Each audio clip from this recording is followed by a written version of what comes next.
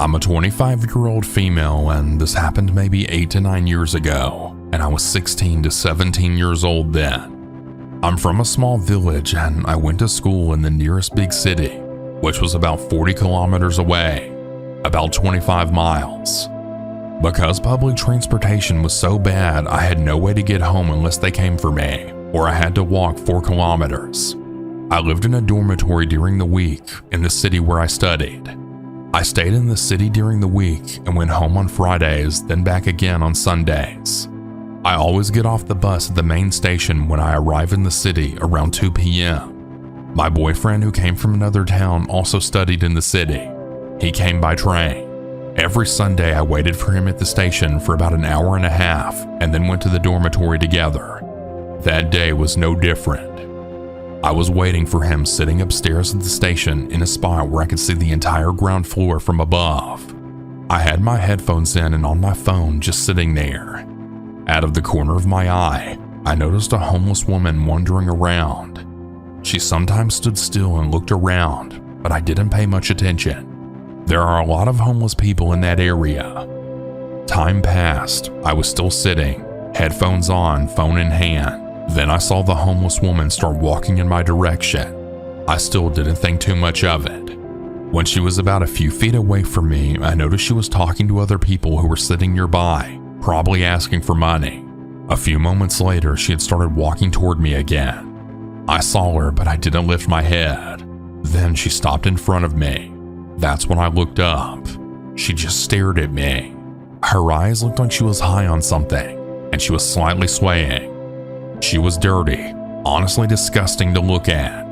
Some green liquid was dripping from the corner of her mouth, and her face was dirty. She wore a thick coat, gray pants, black boots, even though it was spring, and had a black backpack. She had brown hair, brown eyes, looked around 40 years old, though she could have been younger. I saw her lips moving. She was talking to me.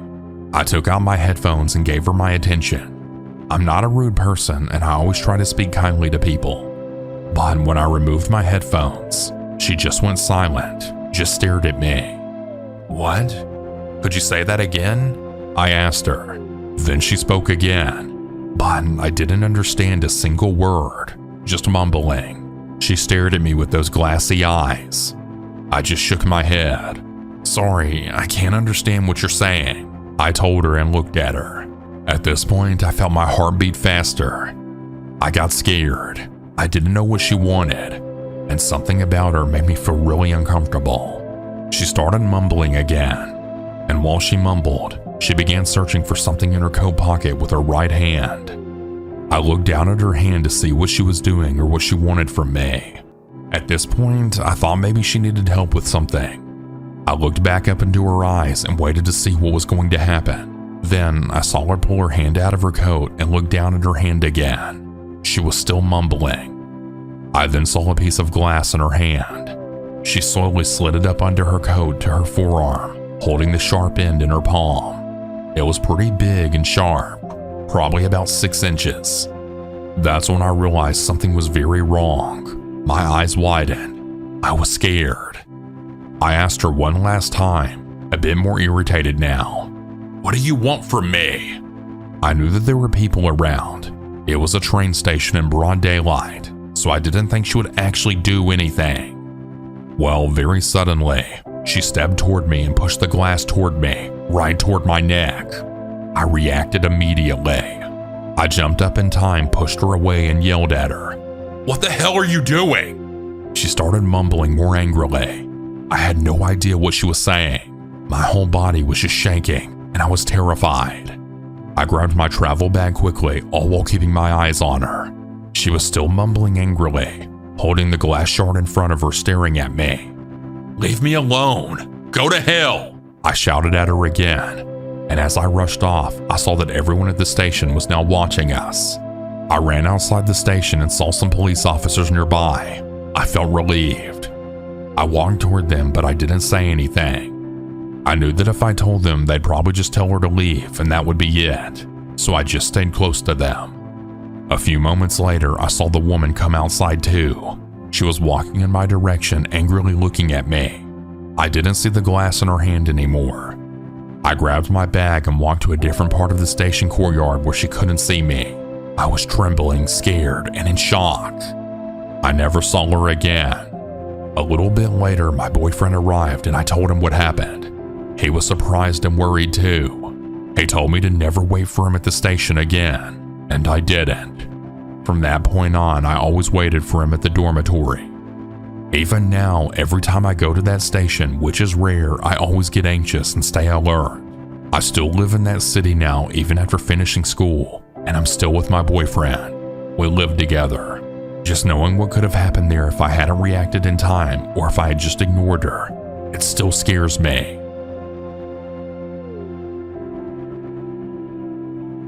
This may sound bad to some. It might sound harmless to others, but I was never found out about these things.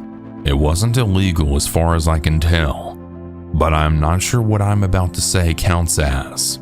I just really want to talk about it though. If my post is removed, I'll understand. This all happened when I was 15 to 17. I was in middle school to start off. I had very few friends and my family life was not that great either. I didn't feel alone, nor did I want any friends. I just wanted to get the school day over with and be alone in my room. I had no bad thoughts before these years. I was going to second period math when I saw him, a guy around my age, tall with blonde hair. He was very quiet, but he had many friends when I saw him at lunchtime. I had never paid him any mind before, but something about him made me feel weird. Like I wanted to get to know him, to speak to him, and to be near him. I must confess, before this, I had never felt romantically inclined nor sexually to anyone or really anything, so these feelings didn't feel like love to me. But maybe it was just delusion that pushed my next move. I would always watch him when I had lunch. I got in line just like normal, but I always knew where he would sit. He never changed spots and I stood behind him, still and unmoving. It really felt amazing to be near this person for no good reason. Over time, it was more than just staring at him. I followed him in the halls of our school and I knew his entire schedule. I knew his full name, age, birthday, his house, and his family. I didn't think it was weird. I just wanted to know more about him and to be with him in a way that I couldn't really describe. I told myself it wasn't love, because why would I love a person I've never spoken to or really even know? It got to the point that I always thought about him. When I got home, I'd go through the pictures I took of him from school that day. I was almost excited. What if he caught me? Would he tell me to never speak to him again or go near him? Would he think it was nice and speak to me how I want? What would happen? I didn't even care what happened. It wouldn't change how I felt. Nothing did. I got bold. One day he had to walk home, so I followed him to the nearby wooded area.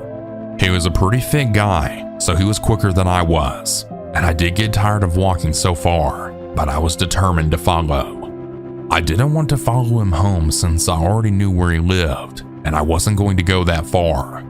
He almost saw me many times, as the path he was taking was normal for him, but not for me. It was rocky with dead leaves all over. I tried to be quiet to not let him notice me. Eventually, I left, satisfied with new pictures of him walking to add to my delusion and to my growing collection. I regret every bit of this.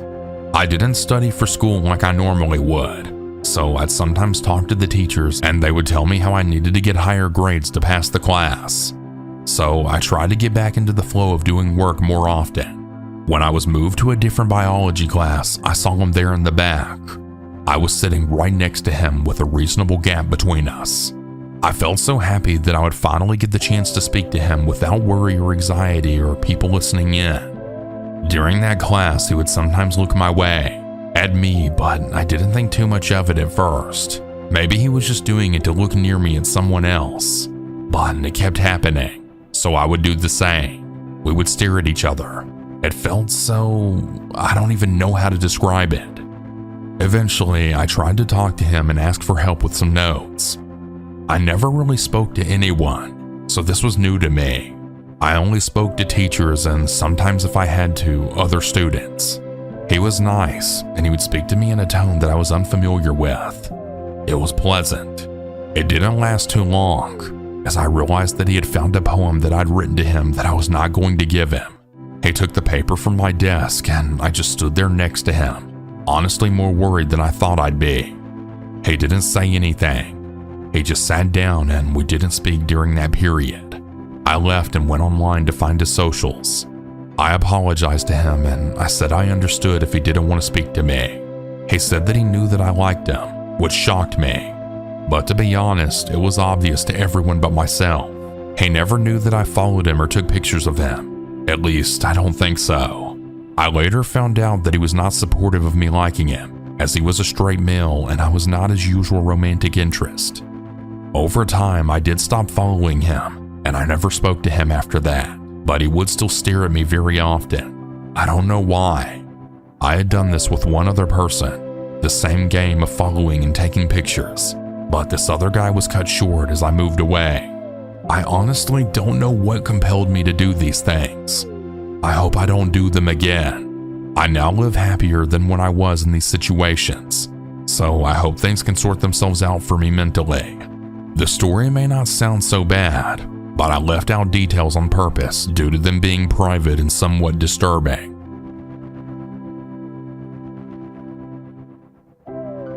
This might not be one of the freakiest stories of all time, but it's a great reminder that you should never fully relax in a taxi. In the place where I live, the taxi service is pretty well developed. We have a global app where you have an ID as a passenger and the driver has one too. There's a rating system so you know what to expect, and people get punished for doing bad things. You feel pretty safe with that system. It's not like the old days of completely random taxis. I've never had any serious trouble with drivers, until yesterday. I needed to travel from one small town to another, passing through a big city. Everything felt off from the very start. The taxi was showing up weirdly on the app's map, but I thought, oh well. That happens. The internet and GPS can be glitchy sometimes.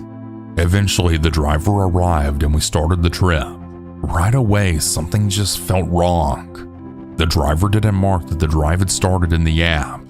I didn't even see the awaiting status, which drivers sometimes use to get extra cash for waiting.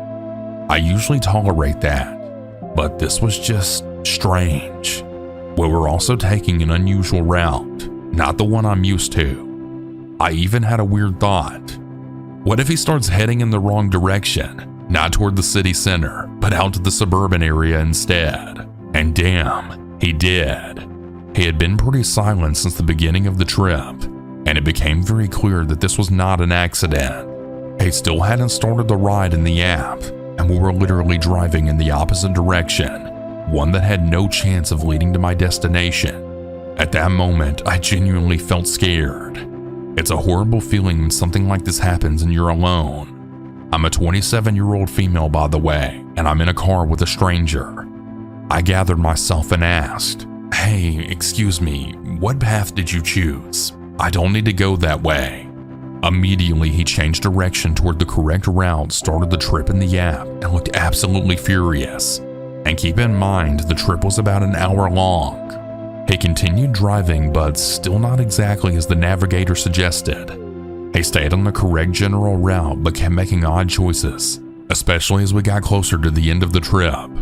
At that point, I'd called a friend and casually said that I was almost there, just in case, so someone would know I was expected and on my way.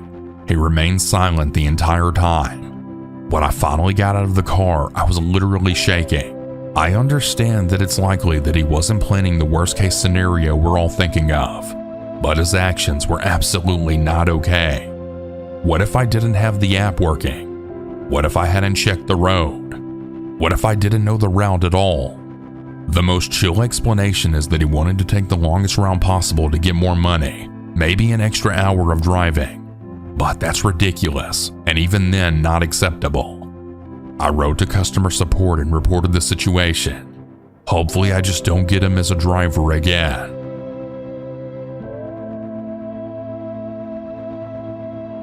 So my story happened a few years ago when I was 10 or 11. At that time, my mom and dad had just divorced and my mom moved into a small apartment. The building had 2 apartments per floor right across from each other. In the first few months, we never really saw the neighbor who lived in front of us, but suddenly, we started seeing him more often. I remember the first time I saw him. It was behind the building in the small garden. He was there with his dogs, and I don't know if I felt scared. Not just scared in a usual way, but this feeling like something was wrong. It was like he was staring at me, but not in a normal way. I couldn't explain it, but it made me feel uneasy. There was just something about him, his presence, that felt strange, even though I couldn't pinpoint what exactly it was. It just felt wrong. A few days later, he came to our apartment and he asked my mom if he could buy me toys and even underwear. My mom was naturally scared. I don't know what happened next, but I just know that she kicked him out of our apartment right away. Then about 2 weeks later, it was around midnight. My room was right next to the front door, and I suddenly started hearing knocking, but it wasn't just regular knocking. It was like someone was trying to force the door open by jiggling the handle. It started slow at first, but then it got faster and faster. I could hear it and my heart started racing. I was frozen in fear. I tried to get up to wake my mom or even look through the peephole, but I couldn't move. I was so scared that my body just wouldn't cooperate. I know that it wasn't a dream or anything. I knew it was real. I could feel the panic in my chest. After that, my mom and I moved out quickly, and we never saw him again. But since then, I've really developed this weird paranoia that never really goes away. It feels like my brain keeps playing tricks on me. I hear a little noise and suddenly I'm convinced someone's in the house. I keep imagining things that aren't there, like someone hiding in the hallway, watching me from the dark. I know it sounds irrational, but it doesn't feel that way at the moment. It's like my body freezes, my heart races, and I can't move, just like that night, and it comes in waves. Some days I'm totally fine, and others it all comes back stronger than ever. I start thinking someone might come back, that someone might already be inside. Even when I lock the doors, double check everything, I can't fully shake that feeling. It's exhausting, and I hate that it still has this power over me.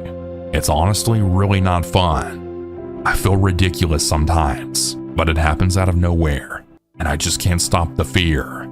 It's completely irrational, but it's there, and sometimes it feels like I just can't escape it. And a few years later, someone actually broke into our house. It was a guy who was drunk or high, and I don't think he even had bad intentions. He was just lost. But that didn't make it any less scary. The paranoia is still there, even though I try to remind myself that it's just my brain playing tricks on me. Anyway, that's my story. I know it's not the scariest one, and it probably won't be as interesting to others, and it's my first one, but I just needed to share it. I don't know how to get over it. If anyone has had similar experiences or feelings, I'd be happy to talk about it. Thanks. Warning: the following story mentions animal cruelty. You may want to skip this one. This little story is from 2012. I live in Canberra, Australia. We're an incredibly boring place 99% of the time. Not much happens, but when it does, everyone hears about it. I just started year 11 at a new school. The last 2 years of high school are done at a separate school, which we call college, to year 7 to 10. Everyone's about 16 to 18 at this campus. I was a bit of an overachiever when it came to English, so I was placed in a class of 6 or 7 other overachievers in an experimental English class taught by the deputy principal in charge of my grade. Basically, rather than physical books and assignments, the school wanted to trial a totally digital format, which I hated, by the way. We worked almost exclusively on our personal iPads that we had to bring to each lesson. Even though the class was small, I don't remember much about most of the kids. They weren't particularly interesting, I guess. I kept to myself after the collapse of my high school friendship group and sat next to the other quiet kid in this particular class. I'll call him Jimbo. Jimbo was even quieter than me. I got myself in trouble a couple of times for challenging the teacher's views, but I honestly do not remember this guy ever saying a word. One lesson for some reason that escapes me where we were discussing our pets. Jane talked about her cat, Bob about his dogs, whatever. It was one of the few times I contributed without challenging the teacher even. Jimbo still said nothing, just flicking idly through his iPad and leaning back on his chair as he very often did. A couple of weeks into the year, I finally found a few new friends to hang out with on breaks. Jimbo is absent from class, and then the next and the next. This kid just disappeared, and after another couple of weeks, I asked the deputy where he was. This dude hated me, so he literally rolled his eyes, shoved past, and said nothing. I shrugged it off because I knew the teacher was a dickhead, but I was still curious. I brought it up to my new mates because it's not common around here for a kid to just stop showing up to school. We're a small city. Someone always knows something. If he'd moved schools, someone would have heard. There had to be some kind of explanation for the sudden extended absence. One of my new buddies took me aside. I'll call him Jerry. Jerry was a good, goofy guy. He was the type to always joke around. So when he pulled me aside all serious, I knew that something was off. Jerry and Jimbo had been friends back at their old high school. At some stage over the summer holidays when Jerry had visited him, Jimbo had spilled a glass of milk in his kitchen. Jerry laughed about it, but Jimbo demanded he clean it up, even though Jerry obviously wasn't the one who made the mess. Jerry turned his back, and the next thing he knew, Jimbo had a knife to his throat and made him clean up the spill at knife point. But it gets worse. So much worse. He tells me that Jimbo's iPad was absolutely packed with videos. Videos of him doing the most disgusting subhuman things to animals. Primarily dogs. I physically can't bring myself to write the specifics of what he did to those poor souls. Think the BTK killer, but without the people. He'd been stealing them from backyards and luring strays. There was even a teacher at the school who'd come to find out why his dogs were going crazy so late. And then he saw Jimbo scamper off into the night. There was a vast paddock not far from the school that I used to go smoke weed in, because the grass was tall enough to keep us relatively well hidden from the rest of the world. Absolutely huge, a good kilometer square if not more. That specific paddock in question I learned had been his killing fields. I was just getting high in the opposite corner closer to the houses that lined one side. If we decided to venture diagonally across for whatever reason, we very possibly could have come across something he'd done. The iPad that he'd recorded it all on had been less than a foot away from me for weeks. He'd flicked through the images of what he'd done so casually in that little classroom of 6 or 7 students. Hell, he knew that each one of us had pets. He also had a bucket list found on the iPad, the top item of which was graduating to killing humans. From what I know, Jimbo was convicted for animal cruelty, and nobody's heard of him since.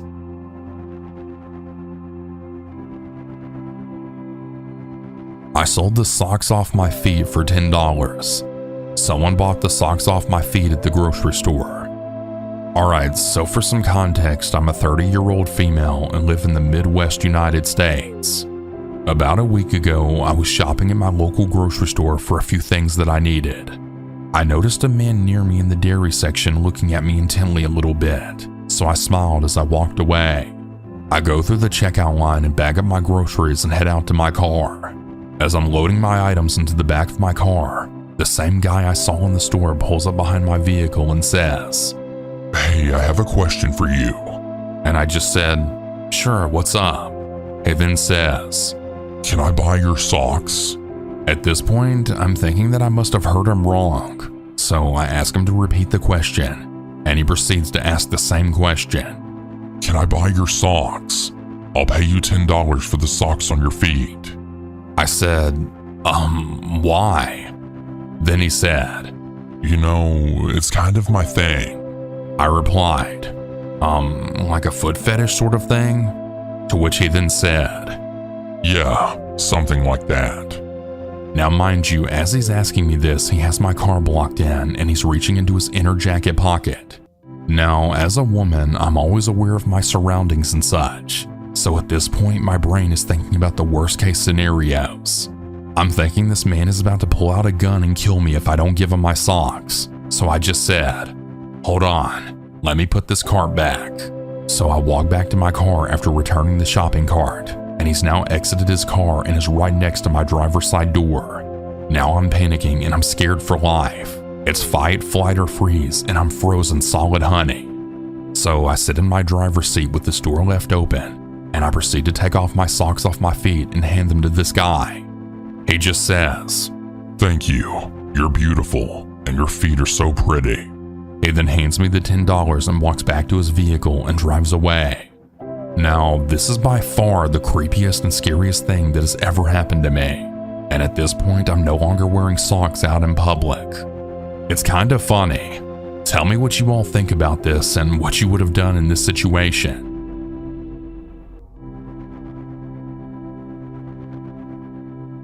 This happened about 1 hour ago, so my memory is still fresh. First off, I am living very rural in a small village with maybe 10 to 15 houses, but close to the highway. You can drive there within maybe 5 minutes, and also about 10 minutes away from the town. If you cross the street, it just takes you about a 10-minute walk to reach the forest. First Christmas Day. In the afternoon, my partner and I decided to go for a little digestive walk as we were really stuffed from all the food. It was about 5 p.m. and already dark when we left, and we had a big and bright LED flashlight with us. I also took my camera and my flash, as I love taking pictures of nature at night. We decided to walk on a little country road towards the forest and then turn right, following a small graveled cycle track close to the forest border, which connects our village and the next. It's maybe about 15 to 20 minutes of walking between villages. In the middle part of the track, you have to walk through a small bit of forest. It's rather dark and the trees are very high and quite dense. When we entered, I saw our flashlight reflecting on something, and I recognized a car being parked there on the side of the track close to the trees. This struck me as odd, as cars are not allowed to drive there and the path is very narrow and hidden, so I was a bit cautious. My partner pointed to the light inside of the car, and it seemed to be empty. I also noticed the windows were frozen, so it must have been parked there for a while. A bit in the front of the car, I spotted a tree with an intriguing structure, and I asked my partner to point the flashlight towards it, so that I could focus better and photograph it with my flash. After I took a few images, my partner told me, there's someone standing behind us in the middle of the road, is looking at us. Nobody was following us the whole way.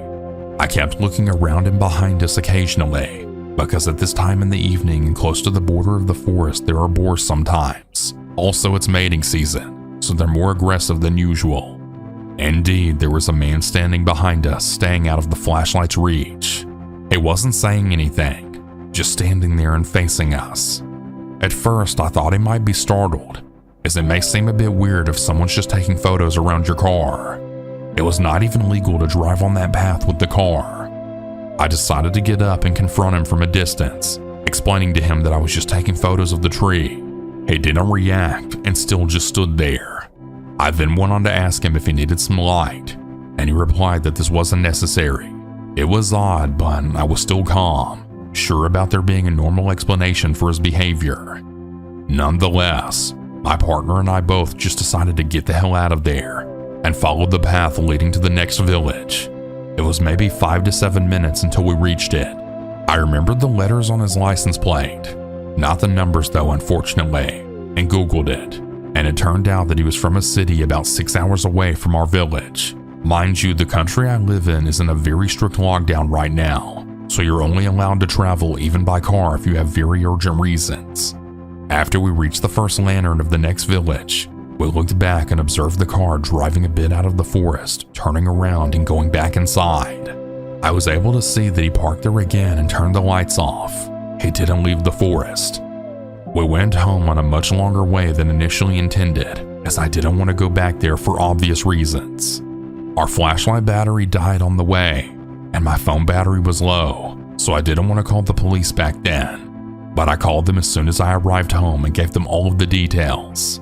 Big regret that I didn't memorize the whole license plate, but it was just so surprising that I seriously didn't think about it. Also, it only occurred to me as really strange when I thought about the frozen windows and that he could have impossibly walked behind us, plus him having no light and not responding. He did seem to be sneaking up on us when I sat down to take the photo. I think I was very lucky to have my partner, the camera, and the bright light with me. I don't want to imagine what could have happened if I was alone. Update. I forgot to mention this. When I told my housemate, she theorized that he may have been spying on the houses very close to the forest border, as you can easily look into their backyards without being seen. You have to walk a bit up the hill and further about 5 minutes. I think this is likely. I had the thought of photographing the driver when I entered the forest part of the path, but somehow I felt unwell about it and decided not to do it, despite it being an interesting scene. In hindsight, I believe this saved me, as he must have hidden behind the trees close to the car and forest entrance. If he was really planning a burglary, or worse, dumping a body, I think it's not unlikely he may have attacked me if he realized I had a potential photo of his car with a recognizable license plate. Update 2. We went back and found a tape marking on one of the trees, a very small hideout, more to store things than to sit in, as well as some cut off part of a backpack. I have no idea what the guy was doing, but I honestly don't even want to know.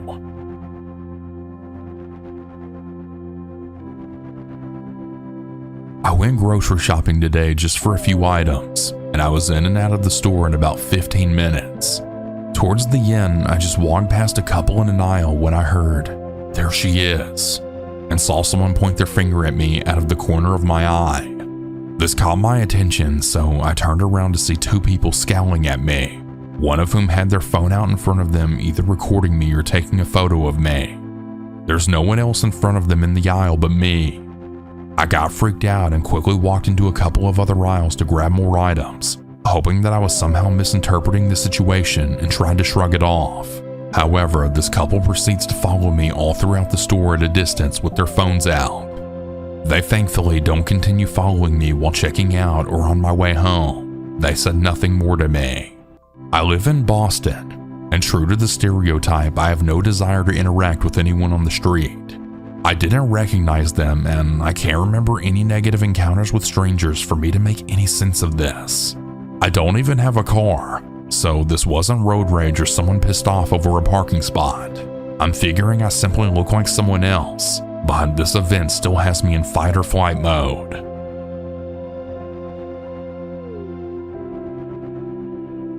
One year ago, I, 17 years old, befriended a young man who was 18 on Discord. We matched each other's humor and we had quite a few things in common. He was pretty secretive about himself, so it was always a surprise when he opened up, which kept me deeply invested in getting to know him. We got along very well and spent lots of evenings chatting and discussing different things. I got introduced to 2 more of his friends, well, more like classmates. Let's call them Steve and Luke. Their little trio had a strange dynamic. Steve and the young man that I much later got to know as Tom after he finally revealed his name were quite close and tended to treat Luke as their little plaything. This made me feel rather empathetic towards Luke, and I tended to take his side more in arguments, leading to them often joking that he'd show up to my house with flowers if I kept defending him. There was a slight rivalry between everyone in the former trio. My arrival only made things more tense, as all of them started to badmouth each other to me in private. Eventually, Tom and Steve began to avoid Luke and prevent him from joining our conversations. This continued for a while, until Tom suddenly became strange towards me. He started to fully delete all the messages he sent to me and unadded me everywhere. This happened a few times before I was fed up with all of them. I broke ties, and honestly, I should have never picked them up again. "Hey, remember me? We used to talk." "Who is this?" I said. "It's me, Steve. Tom and I made a Minecraft server. Mind joining?" I eagerly agreed and got invited into the corresponding Discord server. There were a few others in there as well who are not really relevant to the story. I got along with most of the people there, but especially with Steve. Even out of the Minecraft server and public group voice chats, we spend time together. We went down internet rabbit holes about Islamic pixie fairies with pride flags will save the universe and such. Our mutual interest in these rabbit holes filled much of the conversation topics when we talked. This changed after March 17th, 2024. when at 8 p.m. I received 8 missed calls from Steven with the text, "Pick up, you'll never forget this." "Wait, give me a moment," I said. "No, pick up. When do I ever call you randomly? It's important," Steve said. The call had lasted about a minute. Steve turned on his camera and asked me a short question that genuinely still makes me feel nauseous. "This is your house, right?" I remained silent for a good second, and I tried to deny it was my house. Then another voice spoke up belonging to Tom. "It was surprisingly easy tracking you down from your mother's Facebook backyard view pictures. When I tell you I felt sick to the bone." I remember quickly putting on a sweater and grabbing my phone. At the time, my mind worked on autopilot, and I just wanted to get them away ASAP. My mother asked me why I was going out in the middle of March at 9 p.m. during a rainy night. At the time, I just lied to her that friends were there. "No way you were actually real," was the first thing Tom said when I opened the wooden gate in our garden. Both men stood with their backs to the streetlights, and I didn't have the balls to shine my phone flashlight onto them. I remained close to the door as Steven offered me a puff of their cigarette.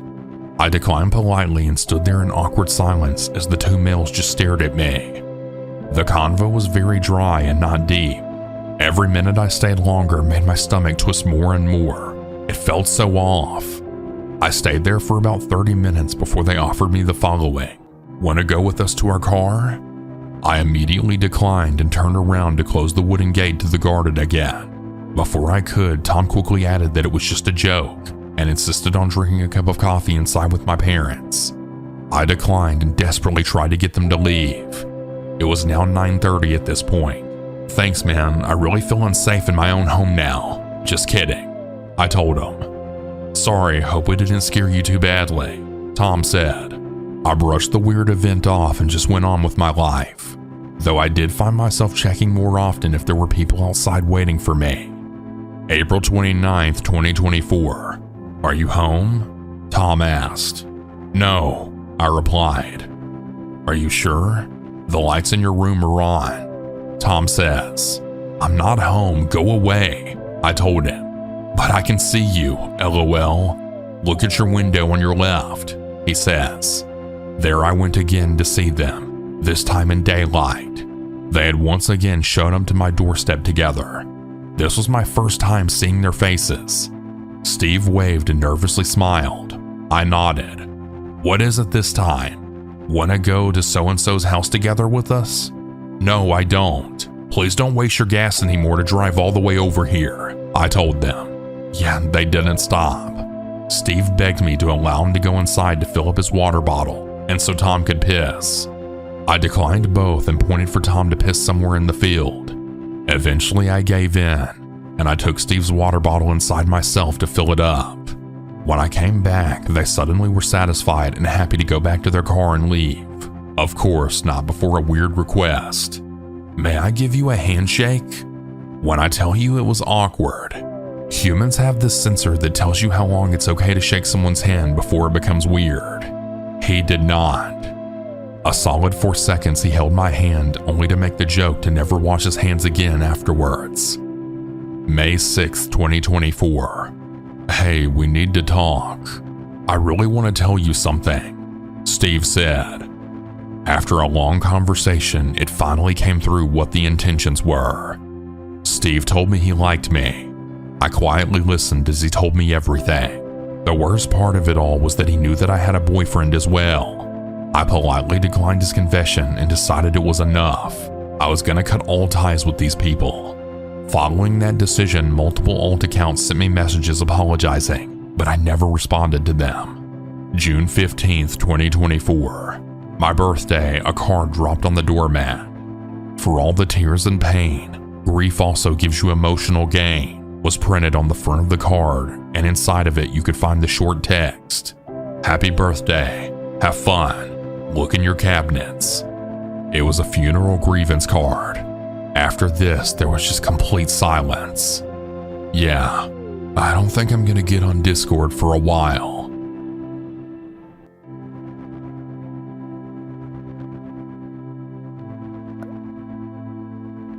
Hey everyone, hope you all enjoyed today's stories.